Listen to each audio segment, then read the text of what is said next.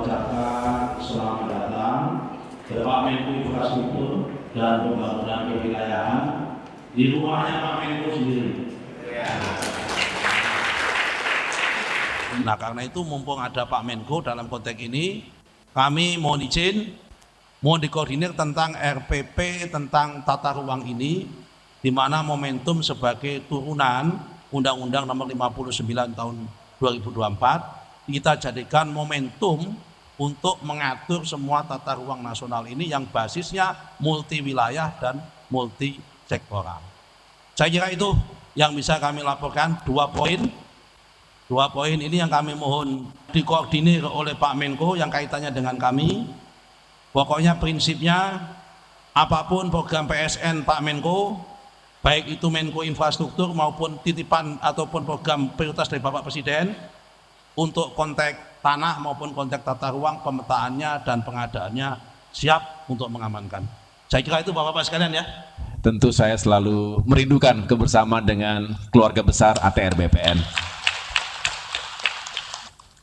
Tapi alhamdulillah saya juga mengikuti Pak Menteri, Pak Wamen dan seluruh jajaran di minggu-minggu pertama sejak Kabinet Merah Putih ini dibentuk, terus melakukan langkah-langkah strategis dan taktis. Dan ini dibutuhkan sambil kita semua menata struktur baru pemerintahan ini yang kita tahu dari 34 sekarang menjadi 46 pos kementerian. Dari 4 Kemenko menjadi 7 Kemenko. Ini semua tentunya membutuhkan atensi dan pengawalan dari kita. Walaupun cukup beruntung karena Kementerian ATR BPN tidak terganggu sama sekali, tidak ada pemisahan. Mungkin justru ada penguatan-penguatan, dan ini memang dibutuhkan. Yang disampaikan tadi oleh Bapak Menteri, tentunya juga selama ini kita perjuangkan dan memang butuh proses, perlu political will. Dan Bapak Presiden kita, Pak Prabowo juga menaruh harapan. Ini cukup sering Pak Menteri dipanggil langsung oleh beliau, ada harapan besar, ekspektasi yang tinggi bagi ATR BPN untuk menjadi agen yang secara signifikan menjadi game changer dalam orientasi pembangunan jangka panjang yang beliau visikan.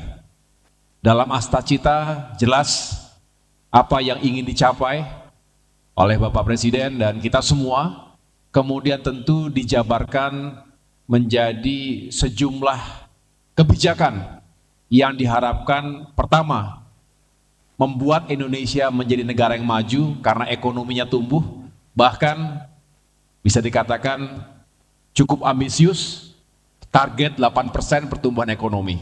Tapi beliau mengingatkan, terutama saat di Magelang, saya rasa Bapak Ibu mengikuti ya kegiatan melalui media, kegiatan kami di Akademi Militer, itu beliau berkali-kali mengingatkan kepada kita agar kita optimis, tapi tidak berhenti di optimisme, tetapi juga dengan kerja keras untuk bisa menyukseskan semangat beliau meningkatkan pertumbuhan ekonomi secara signifikan, mengentaskan kemiskinan dan juga mengurangi ketimpangan sosial.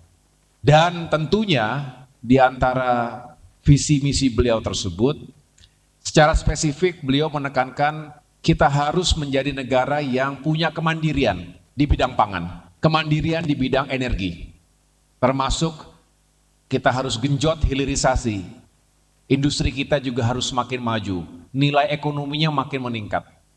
Tetapi semua itu tidak boleh hanya untuk mengejar pertumbuhan tanpa pemerataan yang berkeadilan. Nah, disinilah kita masuk.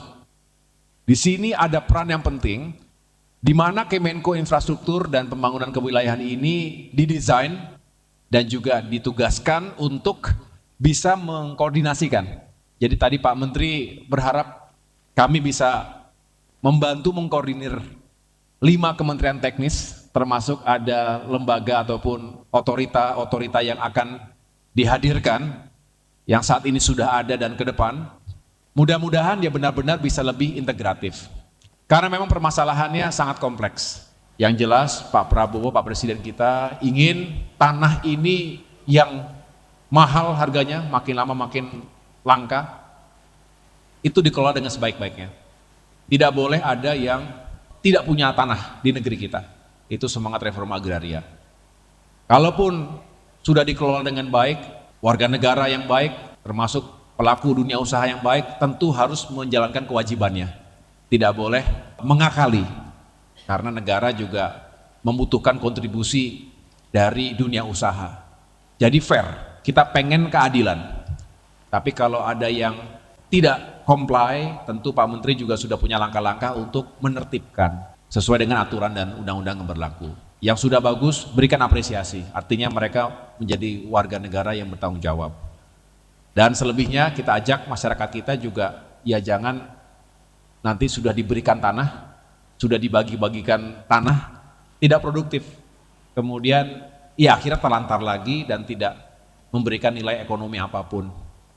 Jadi itu semangat kita, dan sekali lagi terima kasih Bapak Ibu sekalian, Bapak Menteri, Bapak Wamen dan semua jajaran. Mudah-mudahan ATR BPN selalu menjadi yang terdepan untuk mengawali pembangunan dengan pengadaan tanah dan juga dengan pengelolaan yang baik. Terima kasih. Jadi